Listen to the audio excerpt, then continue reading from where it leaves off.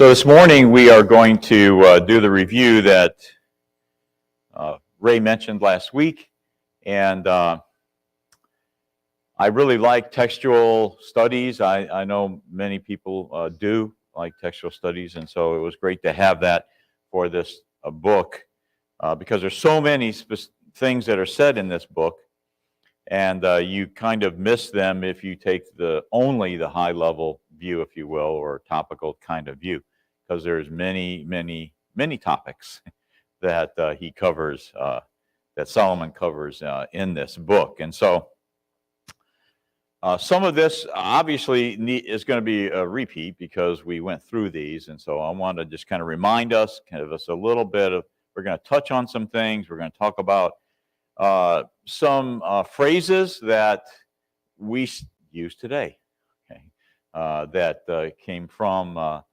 Ecclesiastes and Solomon's wisdom, if you will. And so, if you will, let's bow and then we'll say a word of prayer and then begin. Heavenly Father, we thank you for today and for the blessings you give us and for this time we have to be here in this place to study Ecclesiastes together. We're thankful for the time we've had to go through this book verse by verse and to discuss the futility, if you will, of a life without God in it. And we are thankful that we have this to study today. Please be with those not able to be with us today. We have some that are sick, some that have chronic illnesses, some that are bedridden, some that are at home with great pain. We pray that you'd be with them and help them recover enough health to be back with us. Please forgive us of the things which we do wrong. In your Son's name, amen. Okay. So if you're going to cover a whole book, you have to kind of move along. So I'm going to try to do that. And you know I don't have the greatest track record at doing that. So let's cover a few things here and see what we can remember from our study. I think one of the things that Ray does well is he makes sure that we understand where some of the words that are used. And so this book is called Qoheleth, and which means preacher, and it also means teacher. Okay, the same word means teacher. And so the book is written such that if you could think of it as you have an author, and then you have, let's say, novels, you'd call them a protagonist, but someone involved in the actual book. And so you have the author and you have the preacher. In this case, we think that to be one and the same person. And so the term suggests one who speaks to an assembly, and the translators from the Septuagint, which was the Greek version of the Old Testament, called it Ecclesiastes. We basically transliterate it to Ecclesiastes today. And the word is derived from this ecclesia. Where else do we use the idea or the word ecclesia? Okay, the called out, right? Or assembly, and that word assembly also means called out. So, so we have a book here that's written by someone that is going to take us through life, if you will. And we're gonna notice that there are bookends that he identifies. He starts with an idea and he ends with basically the same idea, but he gives us the solution to the problem. This book could be considered a bummer if you don't really look at it and apply it as it's meant to be applied. Because I believe we could say in most cases, he's bringing something up that doesn't have to be that way, but is that way if the condition he calls out in chapter 12 is true. In other words, you don't have God in your life. And so I think that's really the overriding idea here. I don't think you can see this, and so I'm going to just read what this says. I like, there's a whole series. Somebody went through and did a whole series of big ideas, okay? And I really kind of like them to give you really a thumbnail view of what the book means. And so in this case, The first bubble at the top says, wisdom and pleasure alone have no lasting significance.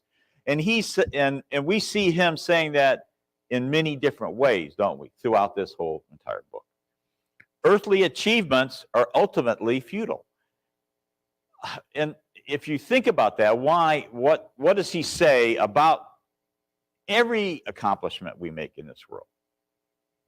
It's going to stay in this world, right? That's the bottom line. So no matter how great a building you build, no matter how great your palace is, no matter how much money in your bank, it stays here when you leave this earth. And so he calls that out several times. Like I said, some could be a bummer if you don't look at it in the right way. Enjoy the life God has given you. So that's going to kind of come out, but you're going to have to look between the lines in some cases. That's really what he means is you have a life that's been given you, live it to the best that you can, because that is the life God has given you. And of course, he will temper that later with ensuring that you have God in your life. Then the middle round circle says, the wicked may seem to thrive while good people suffer, but God will balance the scales one day. And so we know that the rain falls on the good and the evil, okay? And there's several other kinds of phrases that he uses to indicate that whether you have a lot, whether you have a little, it's going to even out. The balance will be made, okay? May not come until you leave this earth, but it is going to come, okay? God's wisdom, the second to the last, God's wisdom is beyond human understanding. And so no matter what we think we know, no matter how advanced we are, we can't know what God knows. It's not going to happen until we're there with him. And even then, it's unclear exactly what that conversation is going to be like. We're going to be honoring him and worshiping him. We may not worry too much about, how the earth was formed at that point. Okay. Life is meaningless without God. Fear God and keep his commandments. Okay, so we've made it to chapter 12. And that's really his bottom line, isn't it? That no matter what you do, no matter how you live your life, no matter how grandiose it might be on this earth, it means very little without God in it. Now, we could just stop there because I think that kind of covers the book, but we're not going to. We have a few more things that I wanted to say. Okay, these are some of the words, some of the ideas brought out from the book. You see how well you can see it. Well, I think you can read these. And so these are sheets hanging on a line, a clothesline. And so we're going to go through just a few of these just as reminders. Hoarded wealth, which causes harm to its owner. Okay, chapter 5. So I think there's a common theme that goes through the book in that riches, honor, position, etc., is not going to gain you a whole lot. Right? On the way to church today, I was thinking of this idea because there is a statement that he makes that says the race doesn't always go to the fastest, right? I think in this area especially, we live that almost every day. Why? Because usually when you're driving down the street, regardless which one it is, okay, around here, you have a car about 3 inches from your bumper, right? And they kind of act like they're trying to get around you and get in front of you, and eventually enough comes and they jump in front of you, and then about 10 feet up ahead of them, there's a light, and there you stop. And I usually if they're next to me, I usually look at them and laugh. Okay? Because no matter the jockeying, you end up in the same place. Well, that's kind of what he means, is the fastest you go does not necessarily mean you're going to get to the end that you want, right? So I think that's true also of his sayings about wealth, no matter how much you have, because there was a great disparity between the rich and the poor in biblical times. And the poor had literally no rights, and the wealthy had all the rights. And the wealthy could make a lie the truth, and there you go. You're in trouble. Okay. Wealth that is lost with nothing left for heirs. Life, the world, consumes everything you build, right? The world consumes everything you have in the bank. The world consumes everything because when you leave, it goes behind, right? It may have some left for your heirs, you may not. But I think that the writer in his theme of no matter what you do in this world, it's going to stay here, and you need something beyond that to have eternal happiness. Okay, people dying and taking nothing with them from their labor. So I think that's also something we say today. You can't take it with us. Isn't that a phrase that we use today? You can't take it with us, and we prove that all the time. And even though some people have tried to do that, the result is kind of silly. Have you ever seen the man who was buried in his golden Cadillac? Okay. It didn't help him much. I mean, he's not driving it in wherever he is, heaven or hell. So, but it's not going to help him. Okay. People entering and departing the world having gained nothing. This world is the great equalizer in the end, is it not? And so I think that's really one of the biggest messages that we're going to get is you've got to have more in your life than just what's around you.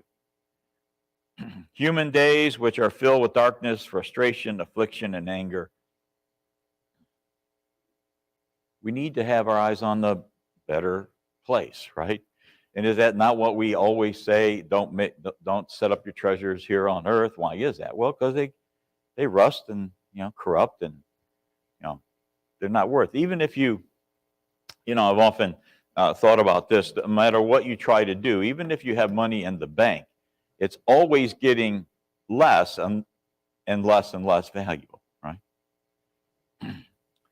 And if you work in the leasing industry or anything like that, you know that the last time a dollar was in 1968.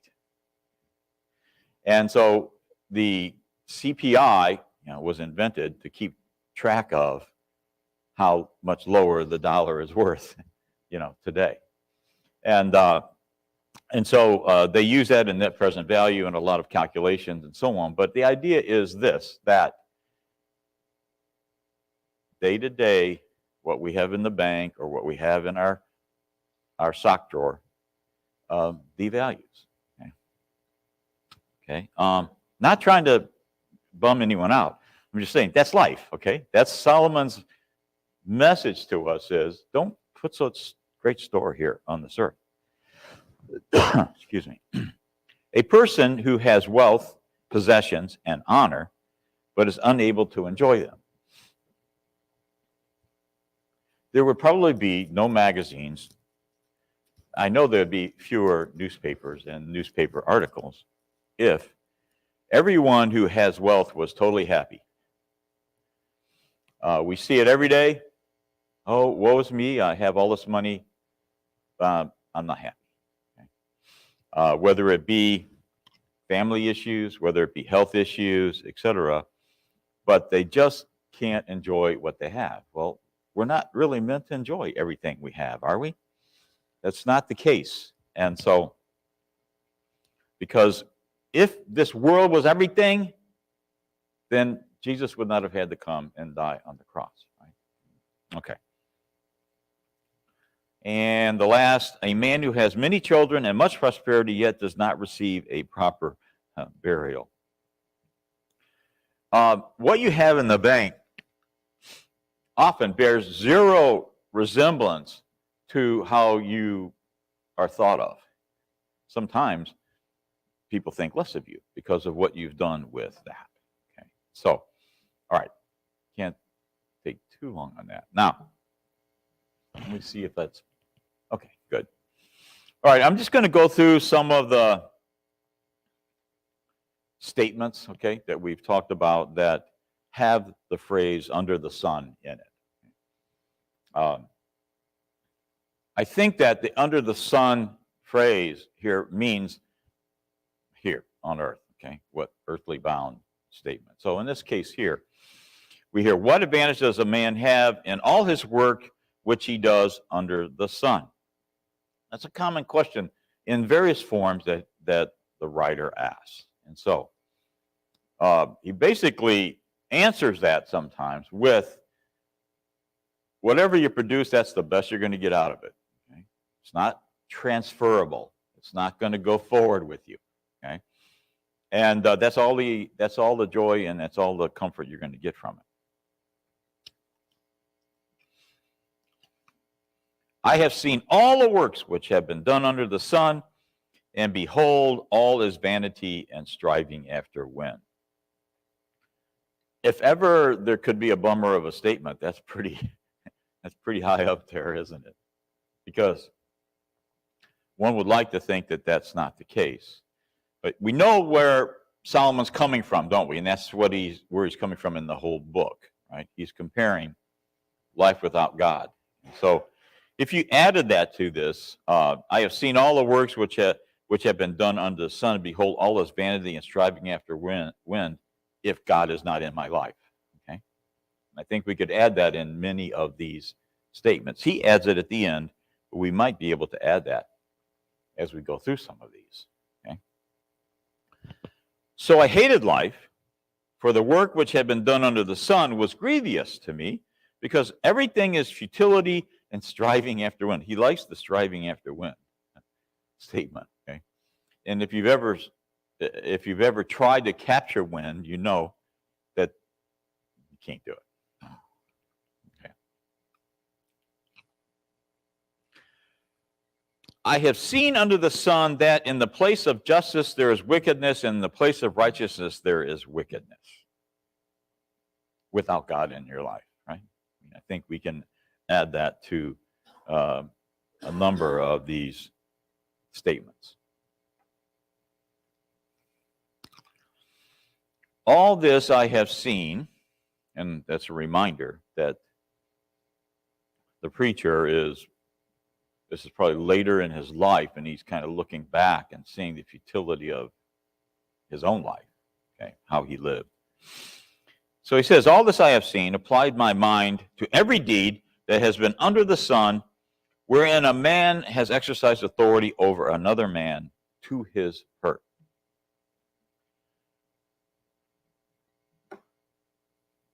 Man left to his own devices hurts mankind, doesn't it?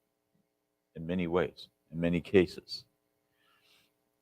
I mean, it's difficult to not look at even current events. We have what's going over in Russia. One country wanting to basically control another country.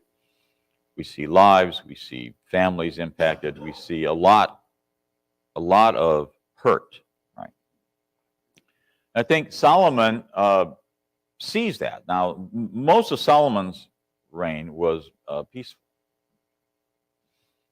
But we know that, generally speaking, man wants to control others, right? If they're left to their own devices. And that's the key, right? Okay, what happened here? Let's cross one off your list. Okay. It's probably that's probably an editorial on how long I'm taking on this. Okay, what's up there? Okay, I didn't. This one. I again saw under the sun that the race is not to the swift, and we talked about that a little bit, didn't we? And the battle is not always to the warriors, right? And neither is bread to the wise, nor wealth to the discerning, nor favor to men of ability, for time and chance overtake them all. We may gain advantage for a while, but it's not forever. Nothing we can do here is literally forever. Okay.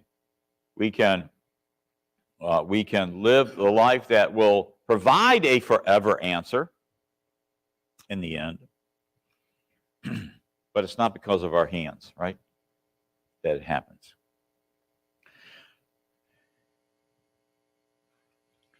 So this list of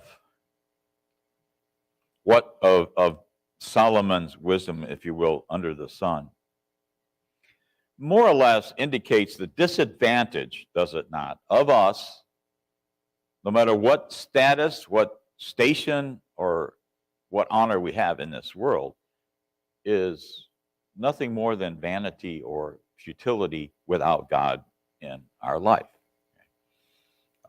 We have to look beyond that. Comments before I go, I'm going to switch a little bit here to one of the other chapters in there, because there's a lot. Yes?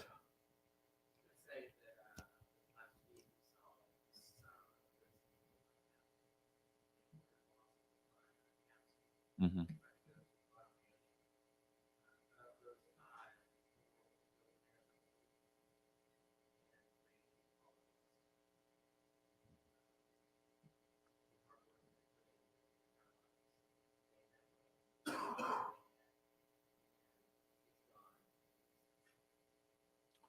You see that, because that's our destiny, played over and over, don't we?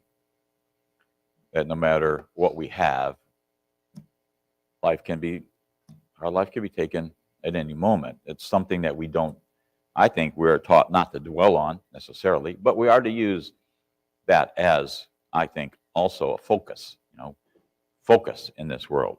Take it away from ourselves. But it's interesting to me. There are some who live quite long, and some who are snuffed out when they're very, very young. But no matter the money you might have in the bank when your time is up, remember who's in charge of time, right? So God's in charge of time. When your time is up, it's gone. We can do crazy things to hasten that, but we can't do a whole lot to stop it. Okay. I really wanted to focus a little bit on this chapter. So chapter 3, if you want to open your Bibles, chapter 3, just the first 8 verses. Some think we should not seek deep spiritual truth in this list of activities. I think what some think is this list is the point that this is a description, kind of, is it not, of life. We're not going to break out in song, but I think it was the Byrds sang this, right, as a song in the 60s, right?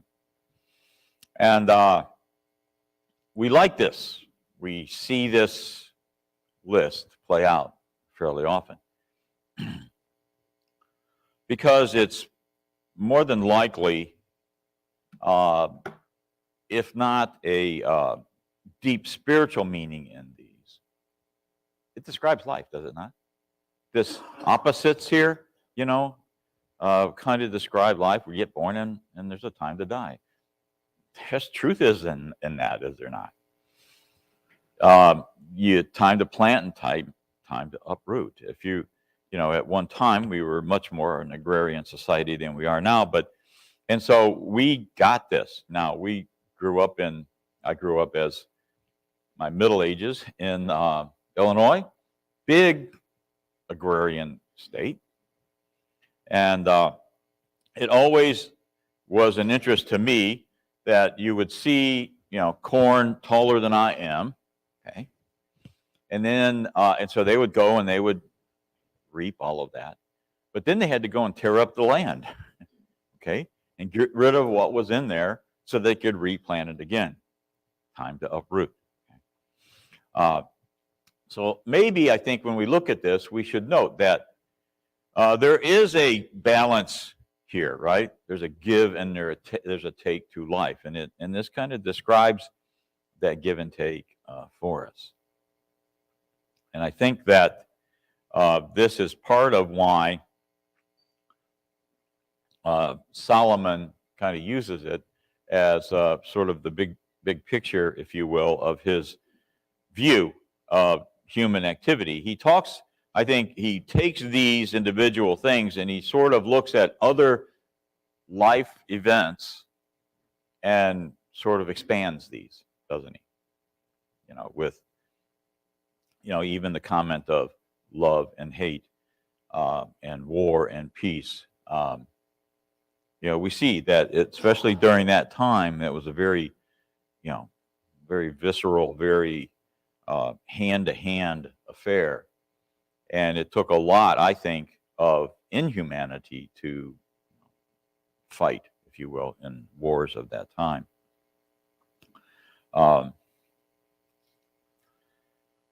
So I think these are similar arguments or similar okay, something happened again here. I'm on 17.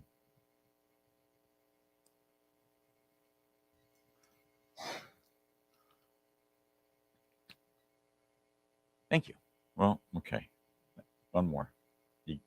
There we go. All right. I was almost done anyway with that one. I think we kind of need to go, we'd have to look at chapter 12, the end of the book. This is a build-up, is it not? It kind of builds up sort of, you know, negative pressure throughout the book. And then in the end, he lets the pressure off, saying it doesn't have to be like, you don't have to have this in your life, this negativity in your life, if you have God in your life. And so I think really that's kind of what he's trying to get at with this, even with this list. But I mean, I think that apart from God, this life, this give and take feels kind of futile, right? For every positive there's a negative, you know, in this world. But that's not to say that we don't have something to be joyous about. But he waits to the very end to bring any of that into play. And so I think the goal, and if you look at how he writes, how the author writes this, he talks about the teacher, the preacher. But what does he do? He goes through and he takes all the meaning and purpose of life that man looks at, right? That man holds up as, this is the meaning of life. We search for it in so many ways here on earth, don't we? We search for this. This is our meaning. This is why we're here. You know, we kind of use the phrase, what is the meaning of life? You know, we look at that sometimes, and why are we here, and so on. And I think that is what the author here is really interested in. And more or less pointing out the middle part, apart from God in our pursuit of the meaning of life and a joyous life, he concludes that it is all hevel. So I know that Ray said this word, so what does this word mean? Pardon? Okay, vanity. All right, so hevel, vapor or smoke, vanity. I like the idea of vapor or smoke because you can't grab it. You know, I know Kali was talking about being in Texas. I know one of the characteristics of their weather there is if you could walk out the front door and it's like a cloud is just in front of you, this mist, you know, around. That's how humid it is there. No matter how hot it is, doesn't matter the temperature. You can't grab that, right? There's nothing for you to capture. And he uses this word 38 times. And so that's what he really wants us to get. You know when somebody really means something if they repeat it, right? And so he repeats this 38 times in the book. And he talks about life being a vapor. But then there are bookends, okay, as I mentioned before. And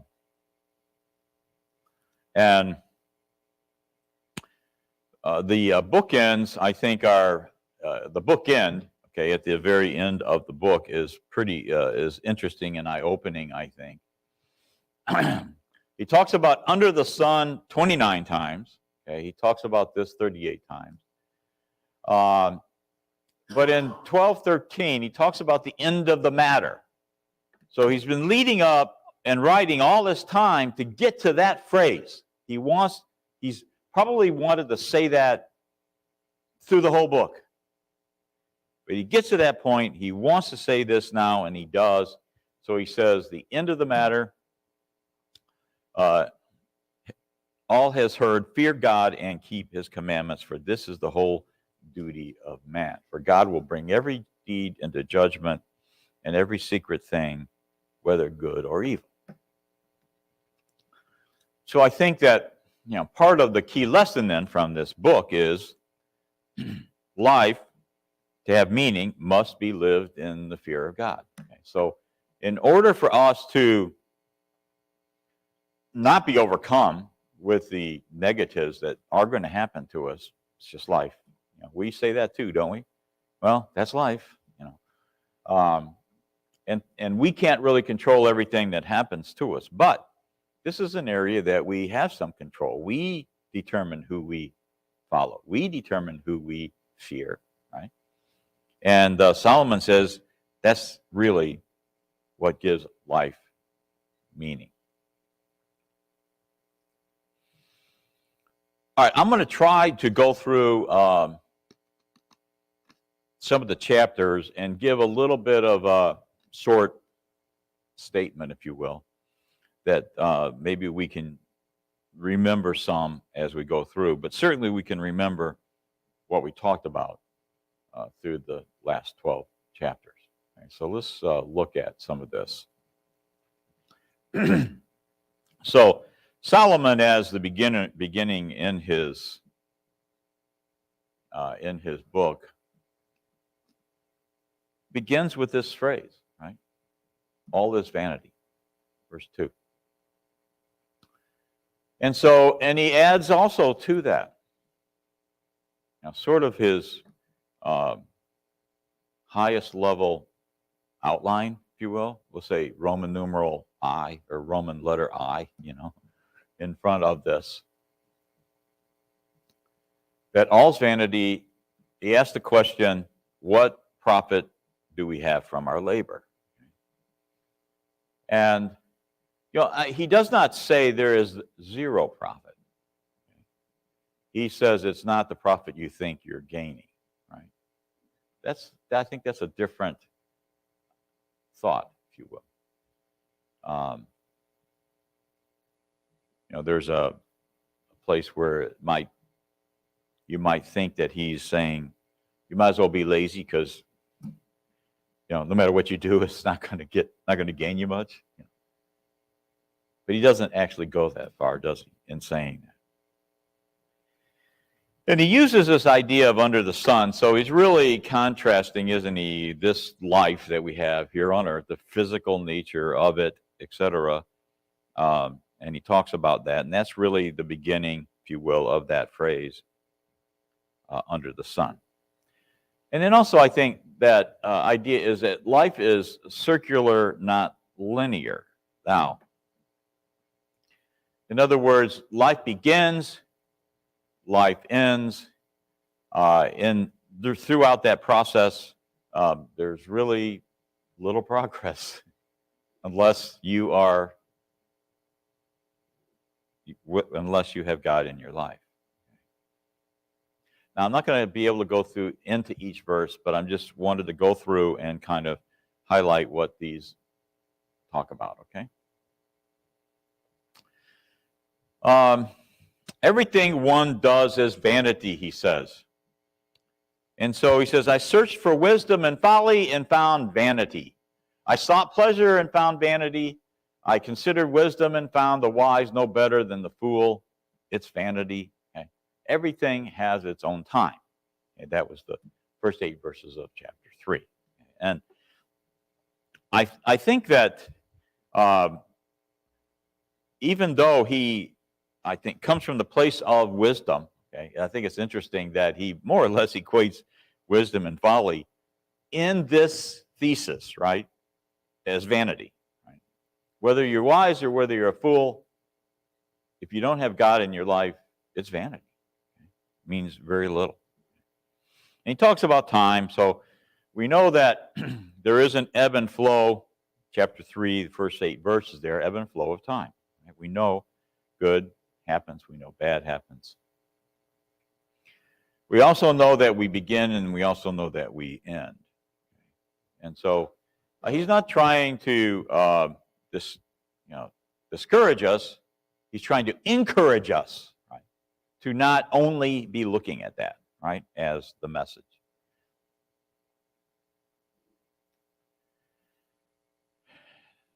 Part of chapter 3, after the song.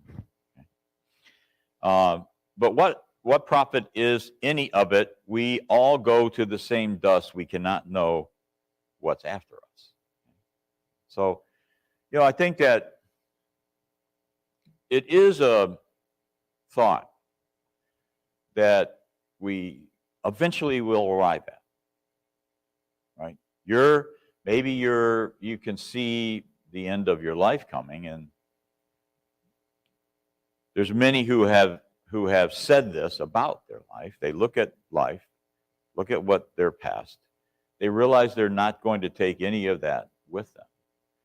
And I think those who believe in God have a different opinion, different view of that ending. Okay? But you want those who are around you to realize that they need to change their life. Right? And often I think that's where a Christian's thought goes to toward the end. We have a place. We're not going somewhere that we don't know about. God has told us there's a place we're going. But we want to help those who are not at that point yet, don't we? And but we're all going to go. We started with the same dust. We're going to go to the same dust. Oppression teaches that it is better not to have lived. So if you don't read the rest of what Solomon has to say, that is pretty much of a bummer statement, isn't it? We know that oppression should teach us a lesson, right? That this world is not our home. It's not where we want to stay. And so if it weren't like that, then it might be more difficult as we're making our value comparison. Envy and covetousness are vain and evil. I think I have a verse here that I wanted to bring up. I like that. Here it is. Chapter 4 and verse 4. All toil and all skill in work come from a man's envy of his neighbor. Can you think of a phrase we use today that sounds a little like that? The family's name isn't in there, but we call it keeping up with the Joneses. Is that not kind of what we say, keeping up with the Joneses? Solomon is pretty insightful, Friendship is desirable. What can you say against that? But better to be poor and wise than a king and foolish. So what would the wise and the foolish play off here mean? The wise person does what? Has God in their life. The foolish person does not. And if you are a king and it's leading you to be foolish, then it's better for you not to be king, right? Better for you to be poor and wise. Keep your words few because words multiply vanity. Okay. So this was a hard one. This is a hard one for me. Okay, so basically, don't be so verbose. No, that's really not what he means here. But no matter how many words we use to describe our world, our life, we live, okay, all it does is prove the more and more and more vapor, right? Vapor. Now, stop me if I'm if you guys have something that you wanted to add in these, I'm not following that letter at K very well. Those who seek riches, sorry, erase that one from your mind. Okay, those who seek riches find vanity. So we know that this is this is his, I think part of his thesis here. I don't think he's very kind to wealth or riches here, is he? In the entire book, really. Because it has a tendency to do what? And that's a question want to ask you. So why so hard on wealth and riches? What does it lead? How does it lead your thought process? Do you need God? Yeah, most of the time you think of yourself that way, don't you? And you even hear people say that. You know, especially if they have a lot of money. It's only money, right? It's only money. You can buy anything, or you can convince anyone. Everyone has a price. Right? We have a lot of phrases around this idea, don't we? The second, we can live the best we know, but we do not know the hereafter. So we don't know what's beyond the grave, but we know what we need to do to prepare for beyond the grave. Right? We know what we need to know. Watch life and people. I like that. If you read those verses there, watch how people live. Watch how they make decisions. You can learn from that. You can learn good things, and you can learn bad things. Chapter 8, verses 2 to 9. Really, I like that one. Watch out for rulers. He was a ruler, right? And I think there's some insight here he's offering us, you know, in this case, because he misled a lot of Israel, didn't he, by his life? Okay. Death is the leveler of all. It's sort of like the person who passed me this morning needing to be like 1 inch ahead of me instead of 1 inch behind me. And, you know, it didn't matter, you know. In the end, it didn't matter. Death is the leveler of all things. So we know that in the end, we're the same as everyone else. It does not matter what happened to us in this life. And you know, that's a good thing, is it not? I mean, that's probably the best thing. Because in the end, no matter the person who suffered their whole life or exited this life suffering, will be rewarded the same as those who are wealthy, rich, and running the country. Right? The great conclusion under the sun is to live up this vain life all the days of your vanity. In other words, this is the only life on this earth you're going to have. Wisdom and folly, he talks about, this is the one that got me. Do not be lazy, but diligence is also vanity. So he says, don't be lazy and do nothing, but then, your diligence at doing the most you can here on earth, in the end, it's going to be vanity because God's not there. Remember your Creator when you live so as to avoid a vain life. There you go. Chapter 12 is 11:9 through 12 is kind of bringing this all together, is it not? Telling us how we can improve our life and how great it is.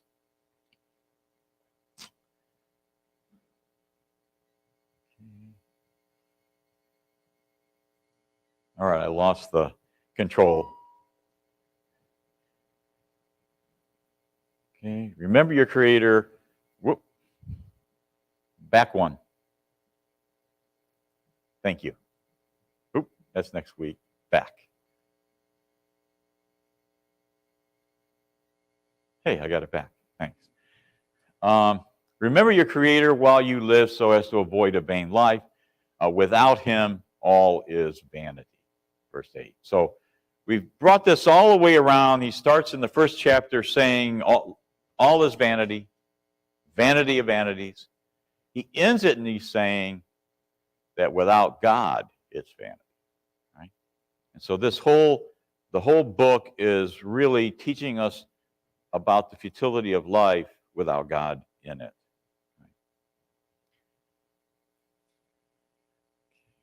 All right, here the final conclusion. The duty and profit of man is to fear God and keep his commandments. And that is still a fabulous statement for us today. Okay, how do we do? We've gone through the whole book. Okay, so now I have some things to ask of you, okay?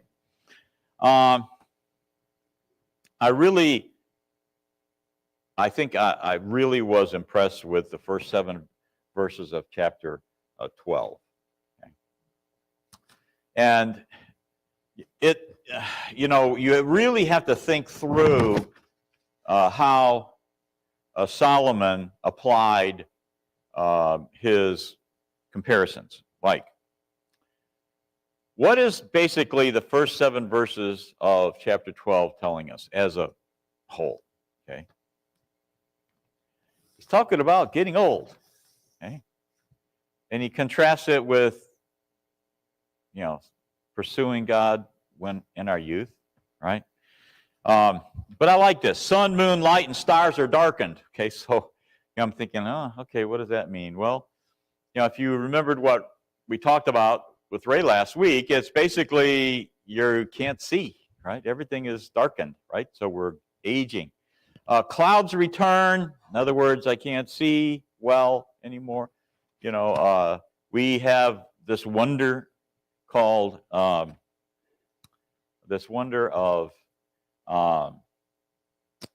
cataract surgery, right? But I view the cataracts, they're clouds, right?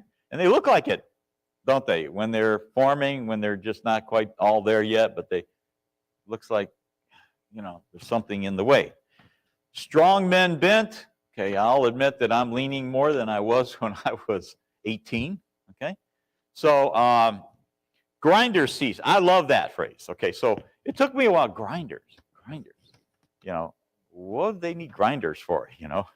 And but our teeth cease because there's so few. Okay, so grinders. Wow, that is a visual, isn't it? Windows are dimmed. In other words, these are the windows. What do we call the eyes? The windows to the soul. Okay, is that not what we call it? Okay, they're dimmed. You can't see out well. I'm going to keep going here.